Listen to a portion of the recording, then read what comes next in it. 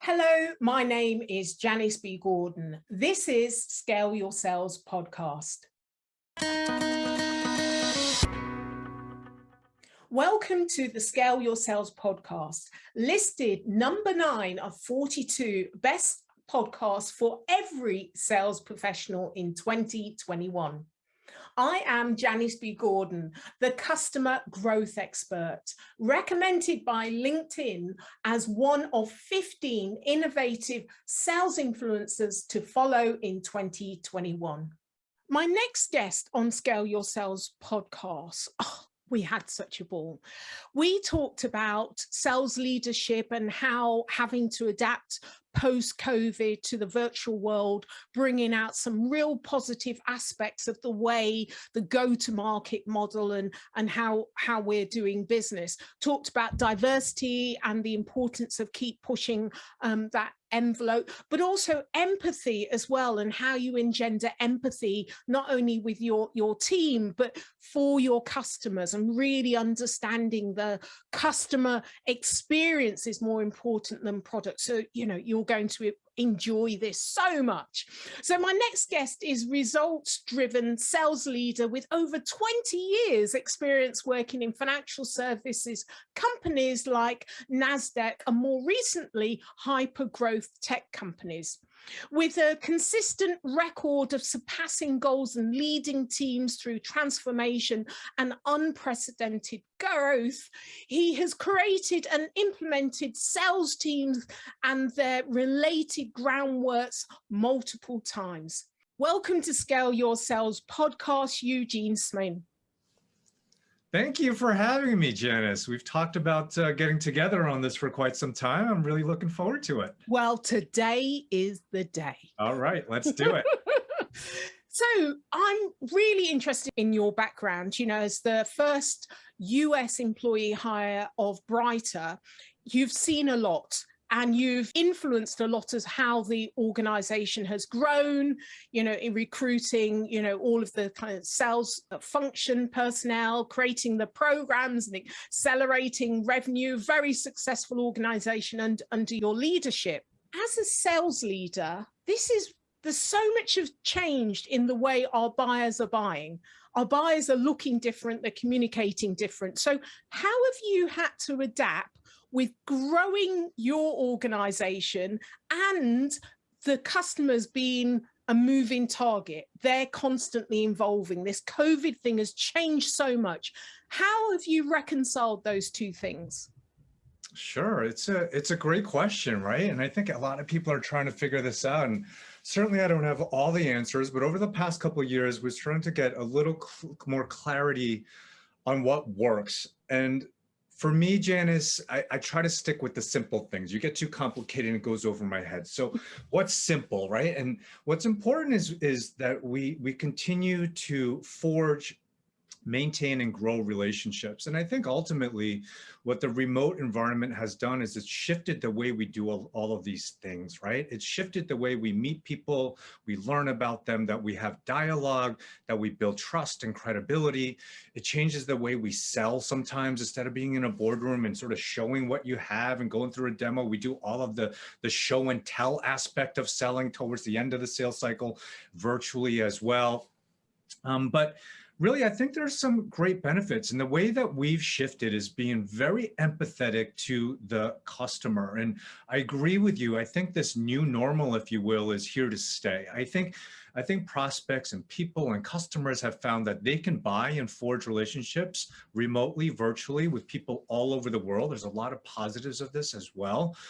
So this way that you can develop this level of trust and commitment with people that you only meet online is really what we've been focusing our time on doing. And really, I don't have a bunch of secrets, but I would say in the spirit of keeping it simple, I think it's being extra attuned to ensuring that we have a commitment to understanding how these changes, how COVID and more broadly speaking have affected prospects and customers, right? Like, why forget that we're not meeting in person? Why are we meeting at all? What are the things that are on your mind the last couple of years, and how have those shifted? So really leaning into these changes from the customer's view. There's usually a lot of connection there. We're all human after all, right? On both sides of the fence when we do business. Sure.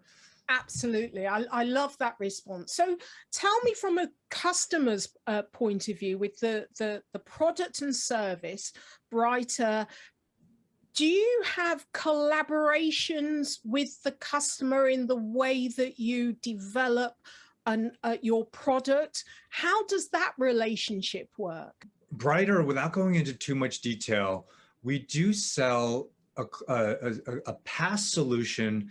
It's a platform that allows folks without IT skills to build software. And I start with just that overview because it means that we can work with a lot of different personas. Nailing down our ideal customer profile and buyer personas is complicated because we sort of have more than one. And to answer your question, depending on who you're working with, there does come a point in time where we really need to get them hands-on, right? Really experience what we do. I don't think we've ever forged a sale without our prospect or customer being in our platform, building something with our tool. It makes a lot of sense, right? And we've done this in sort of a hybrid model. I don't want to digress too much, but you asked about how we remotely adjusted to selling.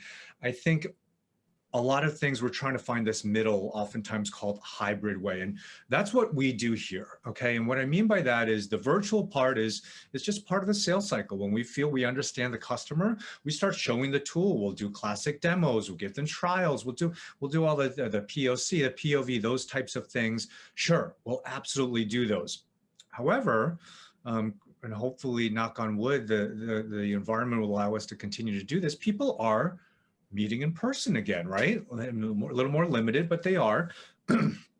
And we do this as well. So one example there would be we find that our prospects and customers learn better when they're learning with other prospects.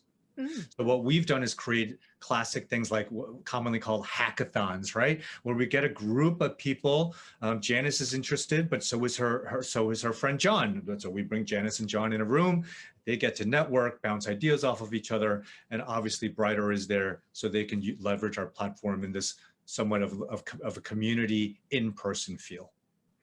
It's interesting how you're leveraging that, because I would imagine then you can take the customers' ideas that have come up from the hackathon and look, well, what other customers could leverage this new inspiration? Or who else can we offer that to? And I would imagine there's new ideas, new ways of doing things that you hadn't. If you were sitting in a room, your tech team, there's no way on earth that they would have created those ideas. I've worked in customer experience, and that's exactly why customer experience is so key. Customer journeys, having them sitting with the tech team, because I found that customers have the best ideas, not the technicians.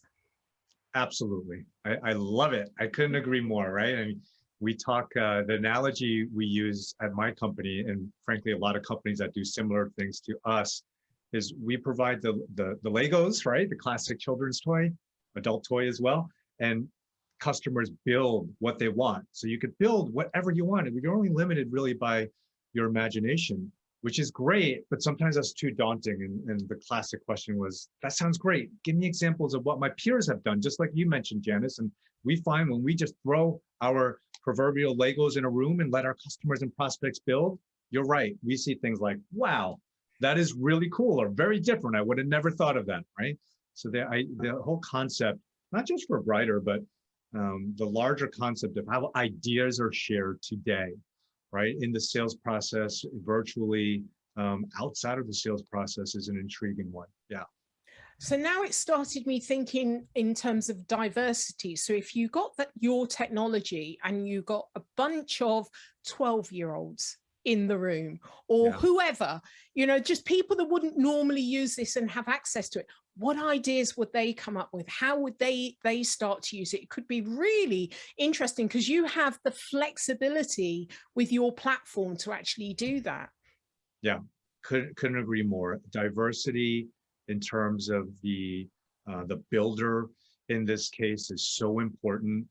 Janice, you and I are passionate about diversity in sales and the workforce, and that is the biggest thing at the end of the day, isn't it? That you have to think different, look different, be different to have different ideas. And I just think that such a premium should be placed on companies that all talk about innovation and how they're different. It's really hard to do that when you don't have diversity in the people that are coming to the table with the ideas. And in your analogy, I know is more for writer and prospects. I would say that's whether internal, external, within your company, love seeing ideas from a greater diversity in the audience, for sure. Yeah. Well, because you and I are very passionate about this subject, I'd like to delve into it a little bit deeper. Sure. Because how we met was writer sponsored Heels to Deals event in Boston, and have gone on to support the book. And this is Heels to Deals is how women are accelerating in B2B sales and the telling of our stories. So I contributed to that. But speaking to other brighter people that came along to the event, they were so enthusiastic and inspiring. So there must be something that you're doing in Brighter that's encouraging and nurturing that kind of positivity that's reflected outside of the organizations. How are you doing it? Yeah, I wish I had all the answers here too, and I don't. I think for me personally, it's very kind of you, but I only take a little bit of credit. I think the impact that we can have, and I mean we in terms of folks that have a leadership role, you do set a little bit of what's acceptable, what is the norm, what are we striving for? Certainly an outsized impact on the culture at times with the decisions we make as leaders. And as it relates to diversity, I try to be very curious on the things I don't know. Why does the problems exist? How can I and my organization and my team, how can we be part of the solution? What are the real actions that we can do to help? Try to understand, much like we do in a good sale, from the audience that's impacted by the lack of diversity. What are the challenges you're having? Why? Where are you trying to strive? And just really learning from them. So that's the curiosity element. And then I think there's got to be an execution part as well. And that's exactly why I sponsored Lori. Wonderful program, wonderful book. All of you women did such an incredible job. But I think the action piece is it takes a concerted effort to drive change, right? It takes a little extra. It takes a little different. It takes a little creativity, if you will, or we're not going to drive change, right? It sounds so obvious, but that's what I've tried to do as well. So I'm trying to network and meet people who not only could educate me, but who have access to this audience. So I can say, I want to help. I want to be an advocate. I don't know exactly how, but I need you, right? And going out there and really making those connections and trying to pull these people in, that's something I'm trying to do more and more. And hopefully my organization, and I think they do actually reflect that proclivity towards doing that. Well, the stat is that if you have a diverse group team of people, it's more profitable. But there's another reason. It's just the right thing to do. 100%. And then our buyers are incredibly diverse, and so if you do not reflect your audience, you can't speak the language. If you can't communicate how the customer wants to be communicated with, then you're a bit of a lost cause. So why is it why is it that we even have to continue to talk about this with a lot of companies? And I know that you've got 20 years experience in sales leadership, you've working for large and growth companies, but it is a big problem, and it hasn't changed significantly with the numbers of diverse leaders, let alone the workforce. So what do you see are the real barriers here? Yeah, it's a great question. I think there are quite a few barriers, and I think some of them are really large, and then some of them are a little more, call them not smaller, but more individual, what you could impact, as I referred to above. And then even at the company level, I think the way individual companies tackle this big issue of diversity. And you're right, I love that. I believe as I start looking for things, you start seeing they're around you. And I believe that people do care, right? I'm not going to suggest everyone, but it's a big thing, right? And I won't go into even like things like ESG, which is a hot topic on what's the diversity on the makeup of your board and leadership. My former company, Adina Friedman, the CEO, is a wonderful woman who has passed some frankly controversial, really forward-looking regulations to be on the NASDAQ, where you must have some women on the leadership team and the board. And so I see pockets of really great things happening and great leaders taking a stab at this. I think the barriers are there's not enough of them. And I also think some of the barrier that I could relate to is that you feel a little powerless, right?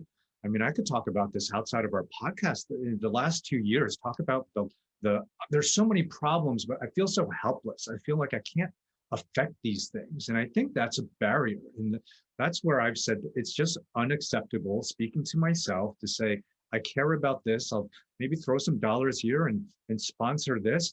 I need to, as I talked about before, like make a different, additional effort approach to this problem. And I think when we have more people who feel empowered and more of these people come together as a community, right? Regardless of your role in your company, that is power, right? Mm-hmm. Power is not dictated by your position, your salary, or your title. It's power is within the people, like everything else, and that's how you drive change, right? So I think that's the barrier. But again, Janice, I like to be optimistic, and I want to say that more and more people are caring and making these connect the dots, even the ways that we met, and the change will happen progressively and in a material way. Because gosh, do we need it, right? Yeah. Yeah. Thank you for that. And thank you for your honesty, because as a sales leader, a lot of people will hear your voice and think, I feel exactly the same way. It's overwhelming. I want to change, but I don't know where to start. I don't know, what to do. But the customers are driving it as well. I don't know in the US, but certainly in the UK and Europe, they're actually putting that in as one of the criterias for bidding. So the more that customers are actually driving this as well, then the more companies will be encouraged to change. So it's on all sides, isn't it? I couldn't agree more, right? I think there will be this increased, not just the rules that folks make, such as the example I gave with Dino over at NASDAQ, but the later adopters will see more and more companies doing this and adding more diversity. And ultimately, there has to be that classic tipping point, in my opinion, I hope, where we're not talking about things like this, right? Like we're not talking about lack of women and women of color and minorities overall just not being represented at the table. I would love that day, right?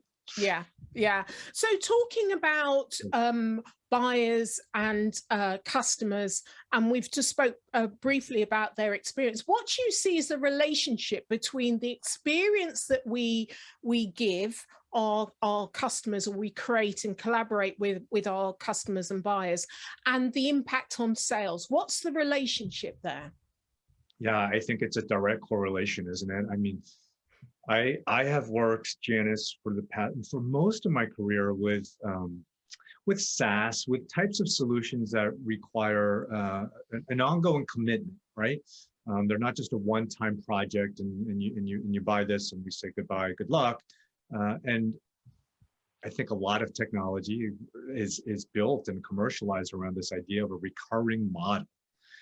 And how can you not have a customer-centric way of everything you do, from relationships, right, to the product and the support and all of this? Because the obvious is when you don't, you have a sorry, it was nice to know you, but either my needs have changed and I've outgrown you, or I signed up for this relationship and whatever the product or you, not what I signed up for, right? These are all when the bad things happen, where there's not an alignment. And to that end, the short answer is it's everything. It really is everything. It's that, and I think we talked about this before. So you get a little bit of my mindset, but just really centering around this empathy, right?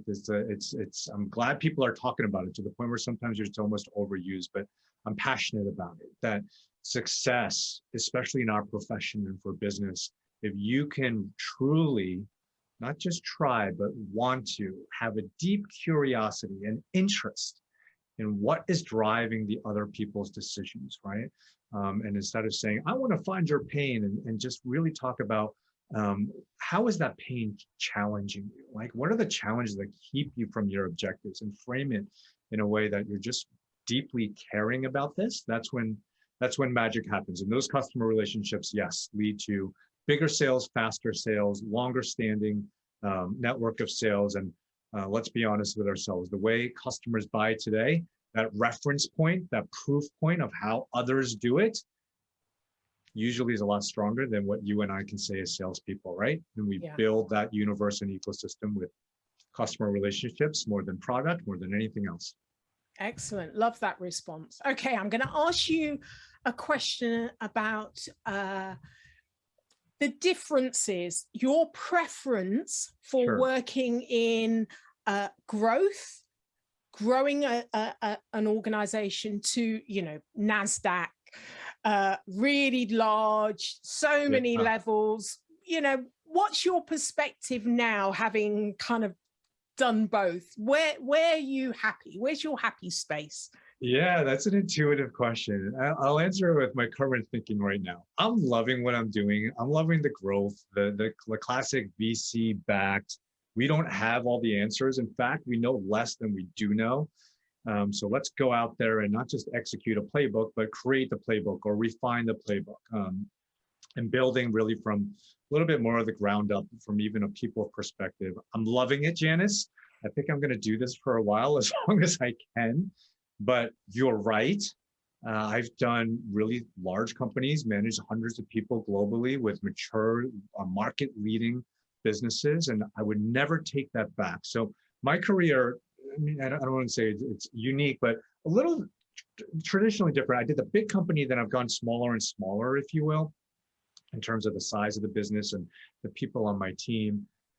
And I think I've gotten lucky, and I'm not suggesting everyone to his or her own, but I love it for me, because the NASDAQ aspect, we had a lot of discipline around process, around success criteria and metrics, and we're doing well, and why are we doing well? And are you sure those are the reasons we're doing well? And is what looks good today and yesterday the same as tomorrow? So just really gave me some of that process and discipline around looking at companies with that type of lens.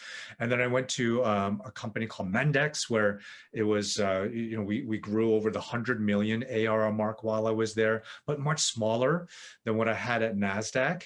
So that was a little bit of build and refine, a little bit of this hybrid approach, like take what I learned at NASDAQ and try to implement it here, but also give it a little bit of scrutiny, right? And try to test and challenge some things that we were doing here, because getting from the 10 million to 100 million, 100 million to 2 billion, everyone says it's so different, and it is, right? So that was really fun. And then you alluded to before, starting at Brighter was pretty scary. I was the first US employee, and we really had to build a lot of things from scratch. So that was a lot more building, but I would argue at the same time, you have to learn to pivot really quickly, right? Because you don't have all the answers, you sort of say, I think these two things or these three things are the answer. And you go out and you test them. but you got to be sharp about saying this one works, optimize this one, scale this one not so good. We're going to kill this one. And by the way, we have a little bit more bandwidth. What's our third idea, right? And I'll pause there. So, so the short answer again is I love what I'm doing. I think I'm going to stick with this sort of smaller company, the pace, the excitement, the building aspect, but all of them are wonderful. And my advice to folks would be, sometimes I do see a little bit more of pigeonholing, if you will. You're a big company lady, you're a small company one, but let's talk about the learnings, right? Regardless of big or small, and what's your story and how are you going to take those learnings for your next role and your next company and things like this. That's where the fun starts from an individual perspective, in my view. I think your career path is most unusual because the mindset for big company and the mindset for being the first hire and having to build it is worlds apart. And so for you to be able to adapt and analyze and, you know, make those quick decisions now that actually would have been perhaps to your detriment in the kind of large company. We don't want you to have too much of an opinion. We don't want you to change things too.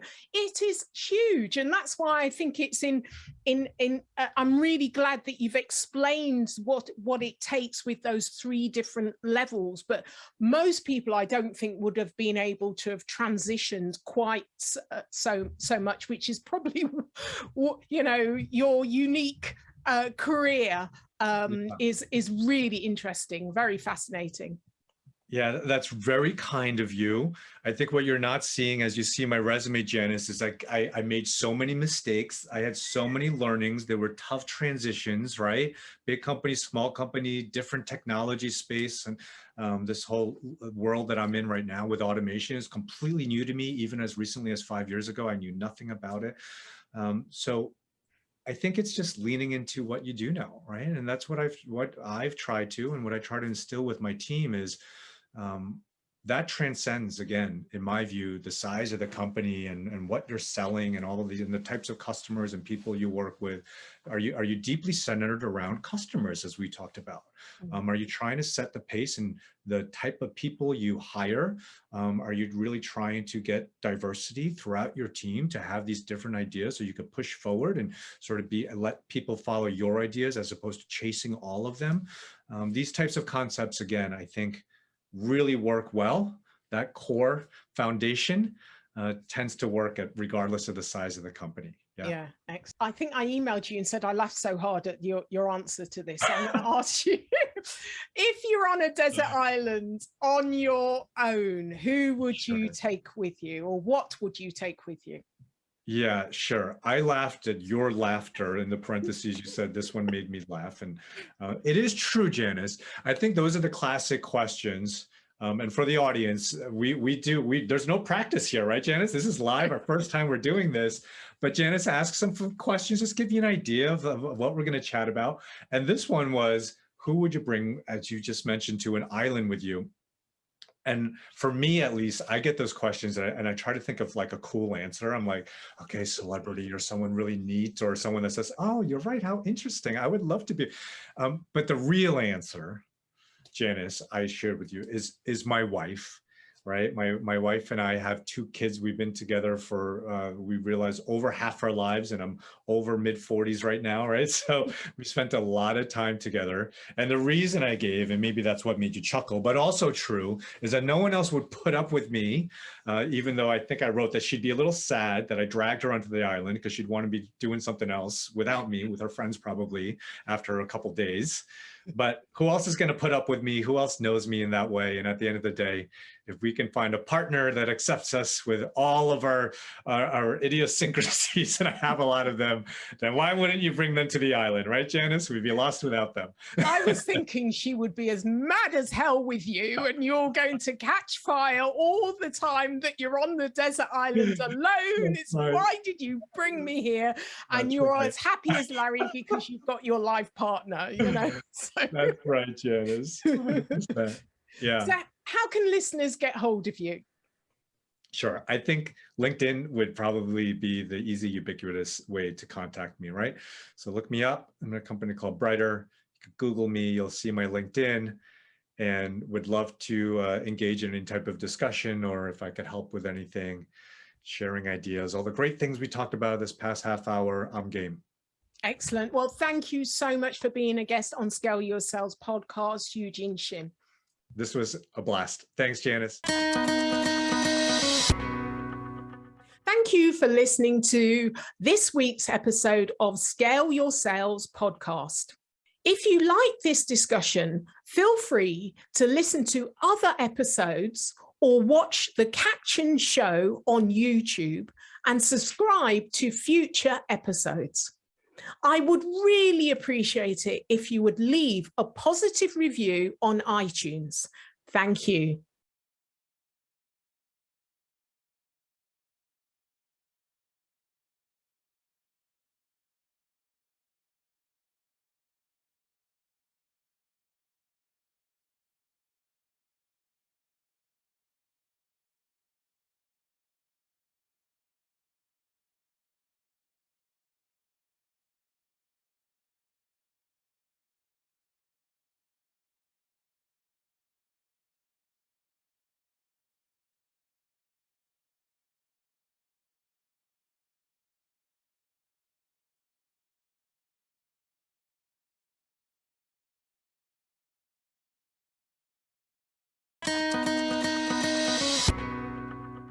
Thank you for listening to this week's episode of Scale Your Sales podcast. If you like this discussion, feel free to listen to other episodes or watch the captioned show on YouTube and subscribe to future episodes. I would really appreciate it if you would leave a positive review on iTunes. Thank you.